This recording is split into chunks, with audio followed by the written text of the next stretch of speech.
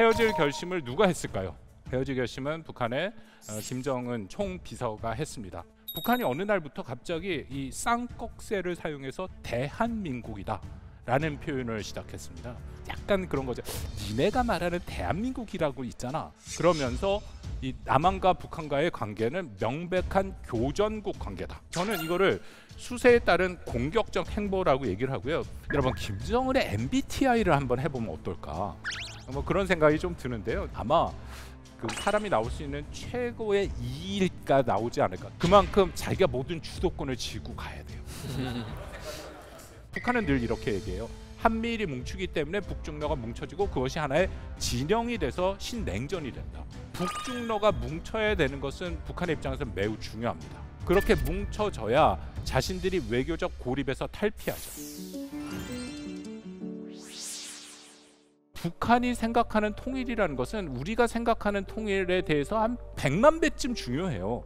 왜냐하면 김일성이 조선인민민주주의 공화국을 만들면서 이 공화국에는 두 가지 역사적 사명이 있다라고 얘기를 했습니다. 첫 번째 사명은 뭐냐면 사회주의 국가를 건설하겠다. 이해가 되죠? 두 번째 사명은 조국 통일입니다. 그래서 북한은 지금부터 여태까지 계속해서 조국 통일에 대해서 모든 얘기를 다 했어요. 분단 문제 해결만 되면 우리 이런 고통을 안 받는다. 고난행군 끝난다. 늘 그렇게 얘기를 해왔어요. 그리고 그들의 헌법, 북한의 헌법 위에 노동당 규약이 있고 그 위에 수령의 발언이 있습니다. 그 모든 거에 늘 통일이 가장 중요한 국시, 국가의 최고의 목표. 끊임없이 반복되고 끊임없이 교육하고 우리보다 한 100만 배쯤 훨씬 더 통일에 대해서 중요성을 강조했습니다. 근데 어느 날 갑자기 김정은이 통일을 없애버렸어요. 그러면 김정은이 도대체 이 통일을 대체할 무슨 비전을 만들 수 있을까? 여러분, 이게 시작된 지 지금 6개월이 지나가고 있습니다. 지금까지도 이걸 대체할 비전이 없어요. 북한은 이렇게 중요한 노선 전환이 이루어지면 북한 노동신문을 통해서 정론 같은 게 나옵니다. 굉장히 긴 정론이 나와서 자신들이 이걸 왜 바꿨고 이거 어떤 명분이고를 충분히 그 안에서 설명을 하고, 특히 뭐 김정은이 직접 나와서 얘기를 하기도 하고요. 그렇게 해서 그거를 전 북한 주민들에게 교육을 합니다. 교재가 안 나와요. 대체할 비전이 안 나와요. 지금까지도. 이게 왜 우리가 통일을 포기했는지에 대한 얘기는 없어요. 그리고 또 하나 문제는 뭐냐면 오히려 여기서 통일을 빼버리면 체제 경쟁은 훨씬 더 심해질 수밖에 없습니다. 왜냐하면 김정은 스스로 조선인민민주주의 공화국이 이제는 소위를 빼고 대한민국보다 낫다라는 것을 보여줘야 돼요. 어쨌든 우리보다 나은 여러 가지 모습을 보여줘야 되는데 그럼 북한이 보여줄 게 없습니다. 그리고 오히려 경제 분야에서 뭔가 성과를 내기가 더 힘들어졌습니다. 왜냐하면 교전국을 선포했다라는 의미는 전쟁 준비를 지금보다 훨씬 더 열심히 해야 돼요. 지금 하고 있습니다. 그러면 경제에 사용될 비용과 돈을 훨씬 더 군사에 넣을 수밖에 없죠. 그렇다면 이것은 김정일 시기에 끊임없이 통치 담론으로 했던 군사를 제일 앞서는 선군이 돼버려요. 과연 김정은이 이것을 통해서 아까 말씀드린 북한의 MZ세대, 장마당 세대, 바깥 세상과 비교하고 자신들의 경제적인 이득과 자신들의 개인적인 행복을 추구하는 그런 세대들, 과연 그 세대들을 어떻게 만족시킬 수 있습니까? 북중러, 여러분, 북중러가 정말 뭉칠 수 있다고 생각하세요?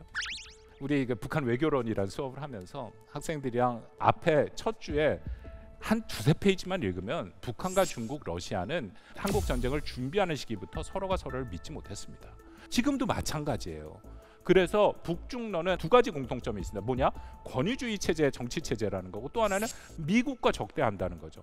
그 외에는 서로 가치, 어떤 방향, 목표 다 다릅니다. 그렇다면 북중러가 지금 하고 있는 것은 그냥 말 그대로 편의에 의한 결합입니다. 단기 이해가 마저 들었다라는 거죠. 약간 여러분 생각을 바꿔서 우크라이나에 전쟁이 안 일어났다, 러시아가 우크라이나를 침공하지 않았다 하면은 과연 푸틴이 평양에 나타났을까요? 그리고 사실상 북한이 준 동맹을 맺었을까요? 안 맺습니다. 현재 북중 관계는 이제는 더 이상 좀 숨기고 하려고 하는 게 힘들 정도로 여러 가지 이상 징후가 많이 보여요. 올해가 북한이 중국, 러시아와 국교를 수립한 75주년입니다. 푸틴은 갔죠? 시진핑, 김정은 회담 아무 얘기도 없습니다. 아무 얘기도 없어요. 언제든지 또 북한은 자신들의 필요에 따라서 바꿀 수가 있습니다. 한국이 필요하다라고 생각되면 얼마든지 입장을 바꾸고 나올 수도 있다. 마지막으로 정말 한국의 대응, 우리 어떻게 해야 되냐? 어떻게? 여기 여러분 젊은 세대들 계시잖아요.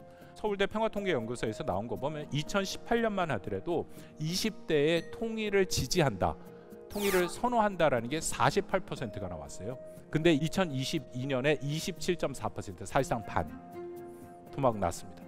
그냥 북한은 태어날 때부터 우리를 괴롭히고 이상한 오물풍선이나 보내는 이상한 존재다, 그렇게 생각해요. 그런 상태인데 만약에 여기서 통일, 이 민족을 빼버리고 통일에 대해서 우리도 북한같이 저 그냥 남이야, 우리 하나의 민족도 아니야, 저는 그냥 통일 대상이 아니야 해버리면 우리 통일은 물을 건너갑니다. 통일이라는 것은 우리가 예상치 못한 때 분명히 올 가능성이 매우 높습니다. 준비하느냐 안 하느냐가 매우 중요하거든요.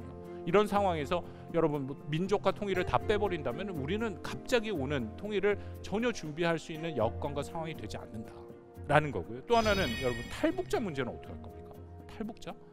우리 헌법 3조에 따르면 대한민국의 영토는 한반도와 그 부속 도서로 한다.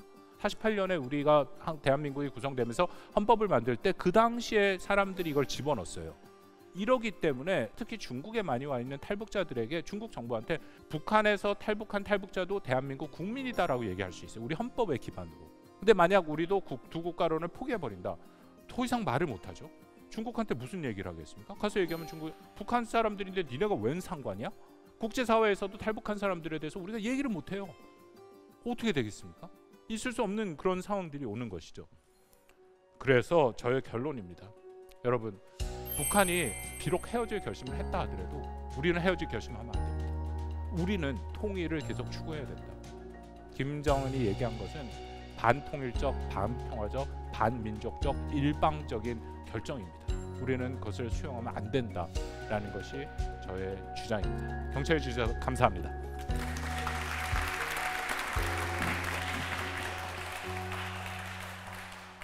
정말 너무나 흥미로운 이야기를 들려주신 박원곤 교수님을 위해서 다시 한번 큰 박수 부탁드립니다. 네. 여러분 어떻게 들으셨는지 궁금한데요. 궁금하신 분들은 손 한번 들어주시면 저희 여기 앞에 계시는 분. 안녕하십니까. 저는 사회과학을 배우고 있는 대학생입니다. 저희 사회에서 가장 통일을 위한 가장 중요한 개념으로다가 한민족이라는 개념이 있지 않습니까? 하지만 그 한민족이라는 개념이 청년층에서 수치적으로도 좀 낮아지고 있는 상황입니다. 그 점에서 한민족이라는 개념을 고집하면서 청년들이 통일에 대해서 관심을 가질 수 있는 방법이 어떠한 것인지 교수님께 한번 질문드리고자 합니다. 되게 좋고 또 날카롭고 제가 그간 매우 고민을 해왔던 그런 질문입니다. 제가 여러분 세대 이해합니다. 왜냐하면 태어날 때부터 북한은 야 어저께 북한이 북한이 미사일 쐈어, 북한이 핵실험했어. 그러면 학생들의 반응이 말은 못하지만 그게 뭐 어쨌다는 거야? 약간 그런 표현. 그래서 제가 한번 생각을 해봤어요. 도대체 왜 그럴까 했더니 지금 대학교 1, 2학년에 있는 학생들은 태어날 때부터 이미 북한이 핵실험을 시작을 했어요. 태어날 때부터 북한이 핵을 보유했습니다. 태어날 때부터 한국을 위협을 했어요. 그렇기 때문에 민족의 개념이 굉장히 약해졌고 북한은 그냥 타자죠. 타 국가고 우리를 괴롭히고 우물풍선이라 보내는 그런 어떤 것들인데, 그렇지만 우리가 이사를 못 가지 않습니까? 그 지난 70여 년간의 분단이지만 함께 있었던 시기가 훨씬 길잖아요. 그러니까 저는 이거를 개념화해서 한반도의 특수성과 보편성이라는 얘기를 합니다. 한국은 이미 세계의 문화를 끌어갑니다. 세계 중추 국가 중에 하나가 됐죠. 그랬더니 우리 다니엘 씨도 이렇게 와서 이렇게 유창한 한국말로 하잖아요. 동시에 우리는 한반도의 특수성이라고 얘기하는 민족이 지난 수천 년간 같은 곳에 살면서 역사와 문화와 언어를 공유한 것은 그건 없어지지 않습니다. 앞으로도 우리가 이사 가지 않는 한 같이 살아야 돼요. 그렇다면 이 두 가지를 어떻게 잘 병합해서 갈 것인가에 대한 고민이 있기 때문에 여기서 민족과 통일을 빼버릴 수는 없다라는 게 제 판단이고요. 그럼 뭘 어떻게 준비를 해야 되느냐? 제일 중요한 거는 통일은 언젠가 이루어지는데 우리가 언젠지는 모릅니다. 그렇지만 그것을 준비하는 것과 안 하는 것은 매우 큰 차이가 있다고 말씀을 드렸고, 그 준비의 첫 단계는 북한을 아는 거라고 생각합니다. 저 여기서 한마디만 붙이자면 정말 말씀하신 것처럼 우리가 북한 알아야 되는 게 진짜 중요한 것 같습니다. 그래야지 서로에 대한 선입견 좀 줄일 수 있지 않을까, 그런 기대감도 있습니다. 선입견이라는 건 결국 우리가 몰라서 생기는 거잖아요. 그렇죠? 그렇죠. 동독 서독 같은 경우에는 이미 냉전기에도 그렇게 많이 교류를 했고, 동독에서 서독의 방송을 볼 수 있는 그런 상황이었음에도 통일이 되고 굉장히 어려움을 겪었잖아요. 맞습니다. 근데 남북은 그게 훨씬 심각하다라는 것이죠. 서로 차별화하는 그 기간이 굉장히 길 것 같습니다. 그래서 그런 준비를 해야 되지 않을까. 저도 그런 생각합니다. 소통의 광장, 소중한 통일의 광장. 저희는 오늘 여기서 마치고요. 다음에 또 한번 재미있는 이야기를 들고 올 수 있을 것 같습니다. 오늘 함께 해주신 여러분 고맙습니다.